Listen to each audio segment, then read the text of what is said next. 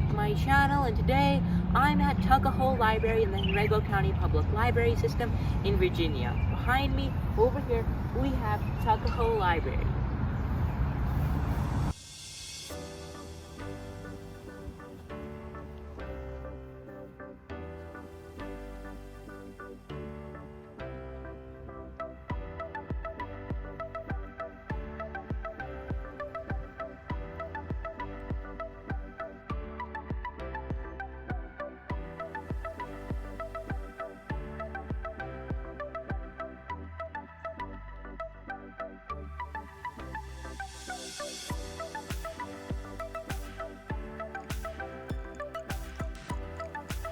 Here is the sign that states the hours that the library are open on each day of the week.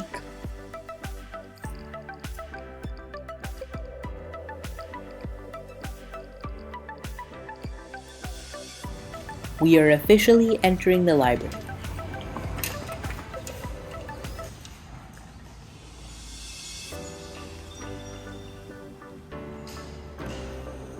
This is the main entrance to the library. As you can see over here, there's a big meeting room where big meetings and events take place. And we have the snack room right over here. Over here we have the book return section, where you can return your books very quickly and efficiently.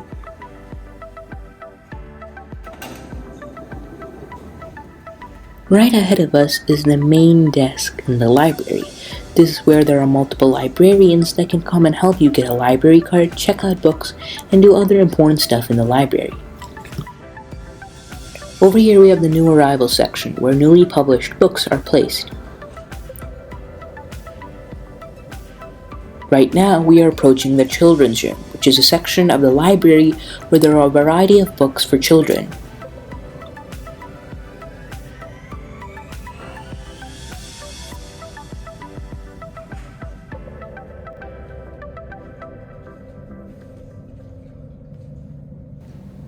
In the children's room, there's a section for movies and audiobooks dedicated for young children.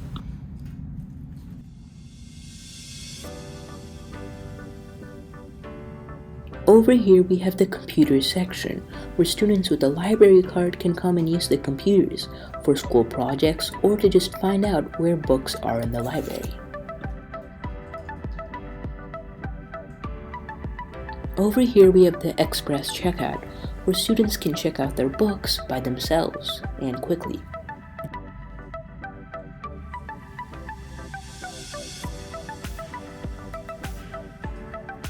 Over here we have the teen section, also known as the Teen Planet, where there are a variety of interesting books for teens. Over here there are a lot of magazines. Right now we're heading downstairs to the non-fiction section of the library.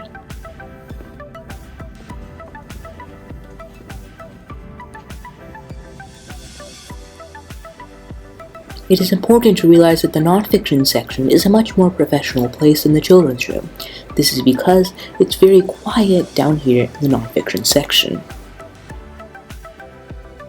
One of the most important features in the downstairs non-fiction and fiction section are the study tables scattered throughout, so people can come and study. Over here there's a beautiful scenery in which people can go for a walk outside if they wanted to.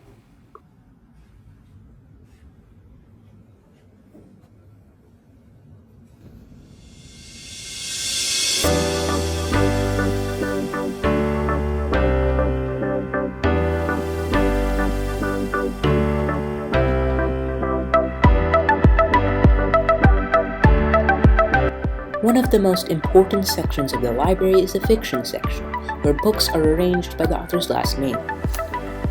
In the library, there are a lot of study rooms available for reservation by people who have a library card.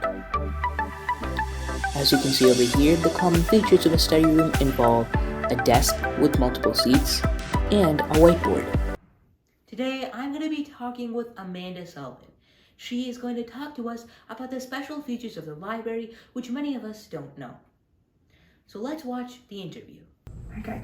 Hi, my name is Amanda Sullivan, and I am a teen programming librarian here at Henrico County. My role is creating programs system-wide, so across the county and at all the different locations. Before that, I was a teen librarian at our Fairfield branch, which recently, about 3 years ago now, got a new building, so it has a lot of the special features we will, I'm sure, talk about in a second. So I was there for about 4 years doing teen librarian duties, so yeah. So can you tell us about some of the special features in the library Sure. that majority of people don't know about? Sure. So even just signing up for a card, a lot of people expect that there's a form of payment. It is free, and once you sign up for that library card, which you can be a Chesterfield or Richmond City resident to get a Henrico card, that library card unlocks tons of resources. Each area library, there are 5, and those are the larger buildings. Those are going to have our digital media labs, which you may have dabbled in a little bit since you do your video editing. Some of the special resources in there are, we have Adobe licenses. So we provide access to Adobe software, which is often expensive. So that's Photoshop, Premiere. Photoshop, you can do photo editing. Premiere is video editing. And then we also have audio editing in those rooms. So those you can access for free. And we teach classes in there. And your library card also allows you just to go to programs in general, but definitely the digital media lab in those area or larger libraries is one of our special features. We also have, once you get your card, a ton of online resources, which I was hoping to find a little thing to highlight them, but they've got it on the homepage, henricolibrary.org. And there, especially if you're a student, we have tutor.com access, or let's say you have to learn a language for school. We have free access to Rosetta Stone and Rocket Languages. So those are usually paid services. So you can access them here in the library or at home. You'll just have to put your library card number in, but that's a great tool for if you're struggling with a language or just want to learn a new language for fun. And the same with tutor.com. You can upload your papers and then someone will get back to you. You can do math problems. They can help you with that. So that's a great resource. And then also it has on tutor.com citizenship test practice tests, GED practice tests, Praxis if you want to be a teacher. They've got SAT practice tests on there. So that's another great resource, because I know you can find that online, but you sometimes have to pay, or you want to have multiple practice tests, so tutor.com is great for that. There's also, let's say your teachers ask you to write a paper and you need to cite a peer-reviewed source or a legitimate source. We've got databases on line that you can access as well. So those, I think, are features people maybe don't realize we have. We also have access to a lot of newspapers, magazines online, so you might not want to pay for a subscription to like the New York Times. We have access to that. So I think that's another cool feature. We also have a ton of ebooks and audiobooks you can listen to, and even CD, like music. So that also can be for free. We use Libby for the ebooks and the audiobooks. And then another website we use is called Hoopla. And then, again, this is all free with your card. You just put your card number in. And Hoopla is cool because it not only has books and audiobooks, it has comics online for free. It has albums, so let's say you may not want to pay for Spotify, Apple Music. They get some of the new releases on there, and that's a really cool feature. And they also have some TV shows too. So I know people get bombarded with streaming sites. The library even gives you access to some of these TV shows, movies, all with your card, which is great. And then all of our locations have study rooms, meeting rooms. Again, free. You just have to have a card. So the study rooms are great, for if you need to do work quietly or a group project and you maybe don't want to be out in the open, especially, in the adult section, people are trying to work. The meeting rooms are great for a larger group. And our area libraries, the bigger ones, will have multiple of the study rooms, but even our branches, which we call the slightly smaller buildings, will have at least one. So they're spread across the county, which is great. And then all of the locations, the areas will have quiet studies. So let's say you get to the library a little late, all the rooms are booked up, but you still want a quiet space away from the main areas. You can go in a quiet study, and that's a good resource. Some of our newer locations, Libby Mill, Verina, Fairfield, have areas called collaborative spaces, and those are nice because you're able to talk at a normal speaking volume. So again, let's say your group for school gets there a little late, study rooms are booked, you can kind of sit in those collaborative zones and still have a conversation. I will say some of our newer locations are different than what people might envision the libraries. You can talk a little bit in there. They've got video games, another special thing. All of our locations have at least 2 consoles, whether that's the Switch or a PS4, PlayStation 4. Some of them have an Xbox, but they do have video games in the library for grades 6 through 12, which again, free, and you don't actually have to have a guardian sign off on your form to play those. So that's another cool resource we have. And I haven't even begun to get into the programs here. Let me know if there's anything specific you want to ask about as I go through the spiel. So then on top of the study rooms, the materials themselves, whether physical or online, the books and audiobooks, we also have a great amount of programs. They're all free, so that's great. You don't have to ever pay to come to one of our programs, and often they are created by the staff at the locations, but we will partner with outside groups so that way we can bring in a more diverse array of offerings. So we've got all our programs either in the guide if you come in person, or you can also find those online.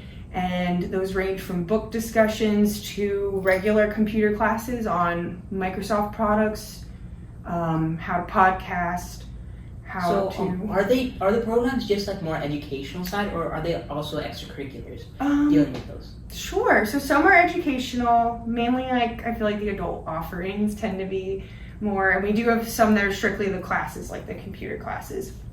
But a lot of times there will be more of the sort of educational but more fun, like the teen programs. We usually try to have an element of, it might be an element of some sort of STEM concept, but then you're making like slime, or this summer at Tuckahoe, they're going to use chalk and items you can find at your house to make a little chalk rocket. So you kind of learn about how the science behind that. So we try to do a mix of both, and then we also offer, just a lot of crafts. If that's what you're into, we have that, and that's kind of nice because people can sort of learn different types of crafts, maybe before committing to buying the supplies.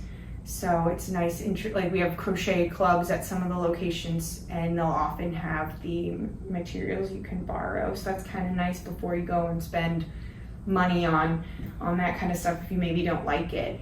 And then all of the locations offer volunteer opportunities for teens, which I know is something that weighs heavy on everyone's minds when they're going to school.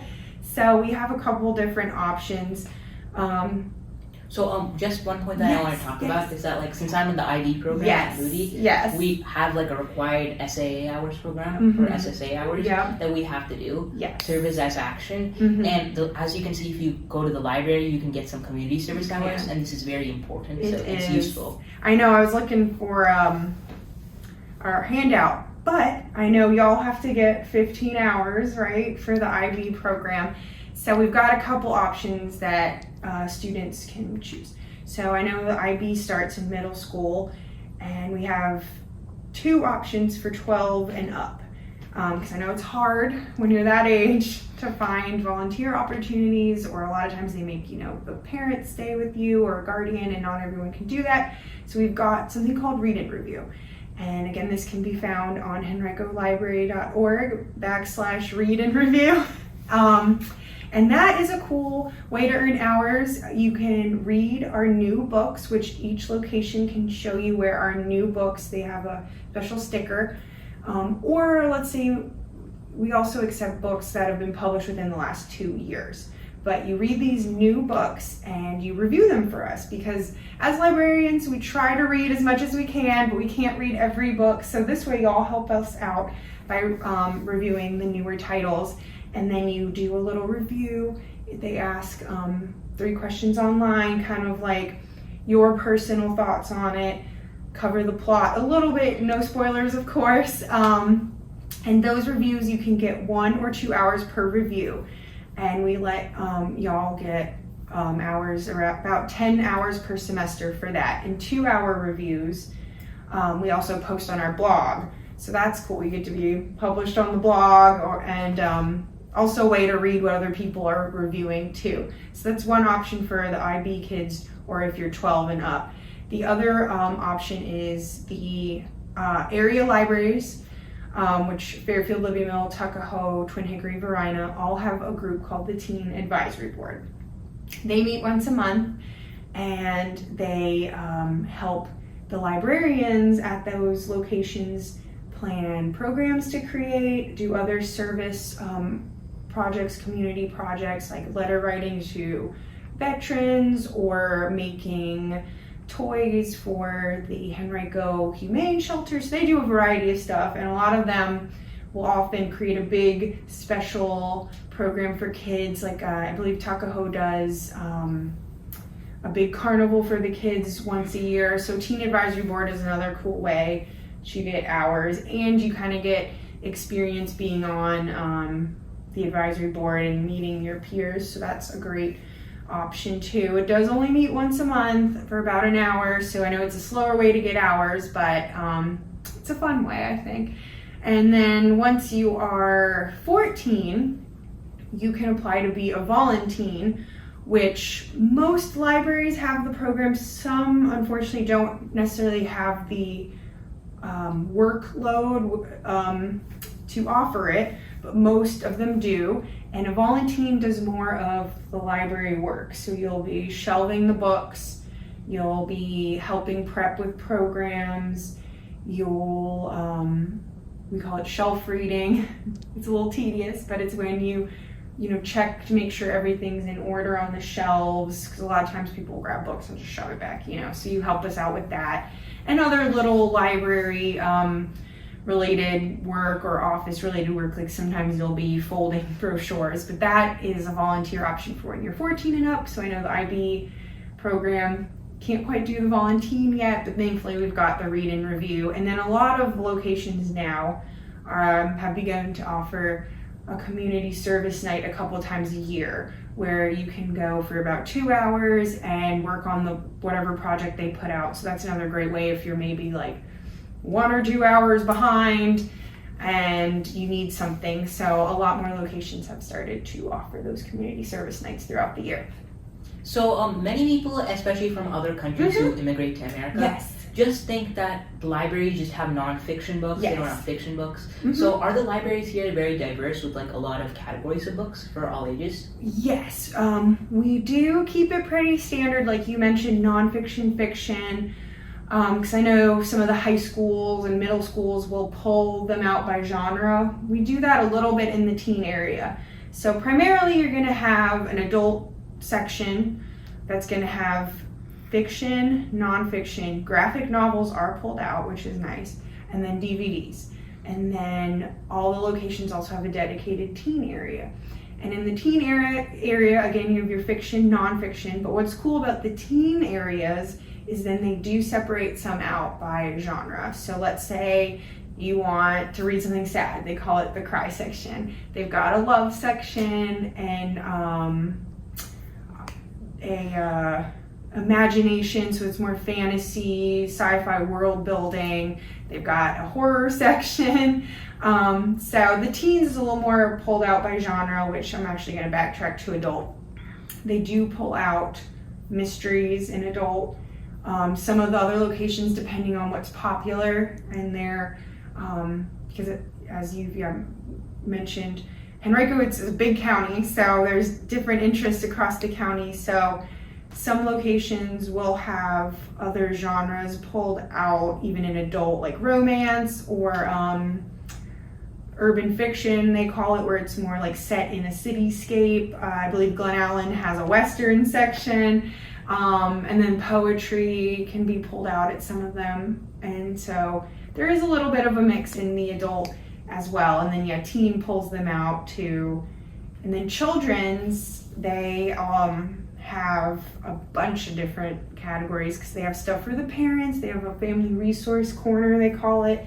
And that's primarily for like families, new families, and they'll have that available, and it's more about, raising a kid or the stuff you can encounter as you have your children. And then the children's area then has picture books, and those are actually divided into just alphabetical. Then they have what they call neighborhoods, since little kids will gravitate towards like dinosaurs or holidays, so they have books separated out.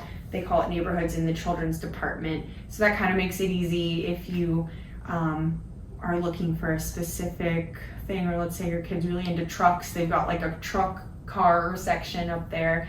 Then they do have some nonfiction in the children's area, and they have a reference, and reference are books that are primarily used like for research study, and you cannot check them out. So the children's and adult sections have a reference section, and that's also where you'll find, let's say you just need to borrow a dictionary to work on your paper. They've got dictionaries, they've got encyclopedias, stuff like that is in the reference section. And then adult reference, of course, has stuff like maps of the city, legal books. And actually, Tuckahoe is an interesting location. They have a whole law library, and they recently hired a paralegal to work down there. So that's great because we haven't had someone for a while. So they're going to have a dedicated person to help with law-related questions, which is great. So at a more general scale, how much books can you actually get from with the one library card? Oh yes, it is actually I think you can check out like 50 things at a time. Some have limits, like DVDs, I believe you can only do 7 at a time. Bestsellers are, as the name says, really popular titles. They're primarily adult. We used to have teen bestsellers, but they're really hot titles that we kind of rent in a way. So those are 2-week checkouts, and you have a limit on those. I think you can only have 7 at a time of those as well. And magazines, there's a limit on, I want to say it's 7 too. But books, you could go and get 50 of your favorite, like the whole manga series and then some. So, which yes, I forgot to say, we've got a huge, it's sometimes lumped in with graphic novels, but the teen areas will have a lot of manga, which I know is very popular. So that's another kind of separated category. So considering that a lot of schools only allow one book checkout per specific section, at the library I guess you can take 50 books out in one specific section. You could, yep. And then if you've got, let's say, your family, everyone can get a card and won't be fighting over the checkouts. And most items are 4-week checkouts. The bestsellers and DVDs are 2-week, and then you can't renew bestsellers, but everything else you can renew up to 3 times. So if nobody has a hold on it, you are able to renew those titles. Like if it's a pretty thick book and you are taking your time with it, or you didn't get to it because homework was too much, you're able to renew those items, which is a great option. Or let's say you went out of town and you realize, oh no, we didn't return the books. You can call or do it online and renew them, and that way you don't accrue fines. So can you tell us about the overdue policy? Yes, so when a book is overdue, you kind of get 1 day of a grace period, and then you will start accruing a 10-cent fine. but often the circulation staff, let's say you were sick, you can always call them. They can usually work stuff out. And children's materials, young adult materials, do not accrue fines anymore, so that's great. We just recently added that, so that's a good thing, because that way kids don't feel, the pressure of accruing fines. And yeah, you can always renew your items if, again, you're out of town or forgot to return, which is great. We've got inside returns, or if you come after hours or early in the morning, we have outside returns available, which is nice. I'm trying to think what else. I have to say the circulation staff will know a lot more about the ins and outs of fines, and the process with that. Like if you lose a book, they'll know a lot more about that.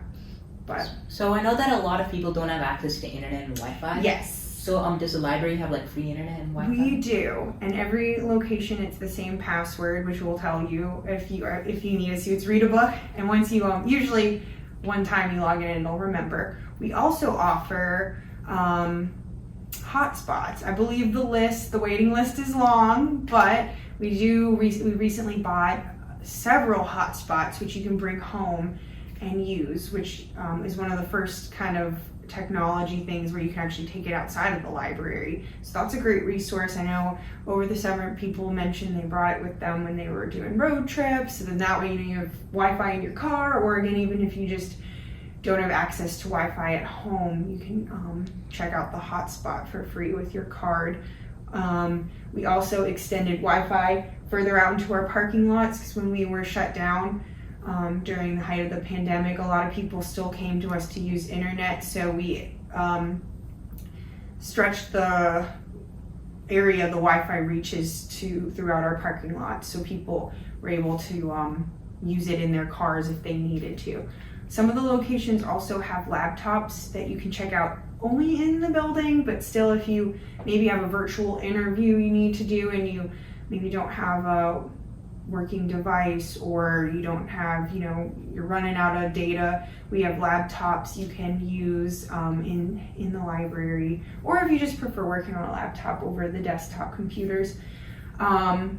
Which brings me to a very special feature that is at the Fairfield Library. They have something called the one-button recording studio. When you hear recording studio, you're kind of picturing more like a mixing board and stuff like that, but it's more a way to record like an interview like we're doing, but the cameras are built in, and it's as easy as the name says. You plug in your thumb drive, you go to a pad on the wall, and you set up your cameras, and then you hit record and it starts recording. So that's a really cool feature there, but also people use it to do virtual interviews. So you can hook up to Zoom on there, and that's a great resource for people who maybe don't have access at home to that, or maybe your house, other people are working from home and you want a quiet space to do an interview, or you are starting out on making YouTube videos. It's a great way in there before investing in equipment, and you can also just do audio. You don't have to have the video, so people will use it to record podcasts in there too. And also the area libraries have cameras. Again, you can only use them in-house. It's an SLR Canon camera, but you could use that to, again, do an interview, or maybe you want to take professional headshots or something for a resume or a job. You can borrow that and book a room and use the camera. So that's another sort of special thing. All the area libraries also have microphones, headphones, and a little mixing board for people who also are experimenting with podcasting, and you can check those out. Again, they stay in the library, but you're able to experiment with that equipment before spending money. So I think that's another cool offering. So how many branches are in the Henrico County Public Library system? Yes, there are 9, and they are spread out throughout the county. Again, I keep talking about our 5 area libraries. And then there are 4 branches: Gayton, Glen Allen, North Park, and Sandston, and they're all fairly close to an area library, so they work together. But there are 9 total, and then we have our mobile library service, which is the Bookmobile, and so they travel around the county. They'll go to older folks' homes, they'll visit schools, they'll go to communities that maybe have transportation barriers, so they'll bring the library to them. And then any sort of big kind of Henrico County sponsored event, they usually try to be there. So they're a cool branch of our system. So can you tell us a little bit more information about the 3D printing? Yes, how could I forget? Yeah, part of our digital media lab. Yes, so the area libraries all have 3D printers, and we offer classes on those semi-regularly. And the classes cover how to use Tinkercad, and you walk through the steps of designing your own print and just navigating 3D space. But we also can print stuff for patrons. It is 20 cents a gram. You upload your desired print through the homepage, henricolibrary.org, and you can pick from a couple different colors. Unfortunately, at this time, we can just print one color at a time, but it takes paint very well. And so yes, 20 cents a gram, and we always give you the cost before printing, and then once you give us the go-ahead, we'll print it for you on a first-come, first-served basis. But let's say the file was way bigger than you thought it was. You also can work with the librarians to adjust the size, or if you want to do duplicates, so that's a cool offering we have, and then we'll print it for you. And we highly recommend Thingiverse for exploring pre-made prints, because it definitely can be kind of tricky to design your own, and Thingiverse.com has almost anything you can think of, especially like pop culture stuff. So they're a fun website to explore. And I should mention, if you do decide to upload your file, and this is all online, and we usually have sheets of information near the 3D printers, but the file to print should be an STL file. And that's also what's nice about Thingiverse, is most of the stuff you download from there is already in the right file format. Any other special things or any special remarks? I'm trying to think. Just again, the 3D printer and the digital media labs, we have green screens. So if you want to use that to do video, you can book the room. And then we also offer those umbrella lights. I'm sure there's a technical term for them, but those umbrella lights, if you need extra lighting. We've got the tripod you can also borrow with the camera, and we recently got ring lights, so that's a cool addition. What else we have? Yeah, we just have a lot, especially in the digital media lab. But yeah, we have a wide assortment of stuff from the programs, and again, we work with a lot of different community groups. The area libraries also have ESL cafes, which are another great program. So that's a great way to come and meet people in the community and just practice your conversation skills, and it can be all languages. So we have those offered. We have currently, I think we just have materials in Spanish, the physical books, but I believe some of the ebooks you can have more different languages in the materials to read. We covered volunteering, programming. I guess that's a lot of it. I'm trying to see if I've forgotten anything.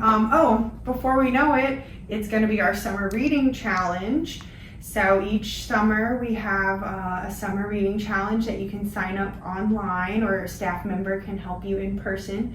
And so this year the theme is all together now, highlighting unity, community, kindness, friendship. And so we've got some exciting stuff planned for that. So the details will be released soon about the incentives and the grand prize. So we're looking forward to that. So that's another kind of fun thing we offer to help keep kids and families reading during the summer. And then we're going to have a really fun kickoff program for summer reading for teens called Fandomonium at the Fairfield location. And that's going to highlight different fandoms, and again, all free to go to. And so that is going to be fun too. Is there anything you think I'm forgetting, or anything specific y'all have noticed that you have questions about? No. Okay. Well, great. thank you for spending your valuable time with us. Oh, I appreciate it. This was great. And if you have any other questions, definitely reach out. As mentioned in the video, we have some flyers that contain some important pieces of information. For example, over here we have the program guide.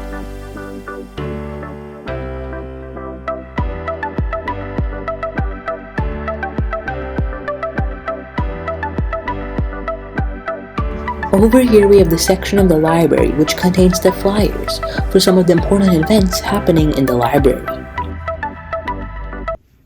I hope you learned a lot about the facilities in the library, and I hope you utilize them. Thank you for watching, and remember to subscribe.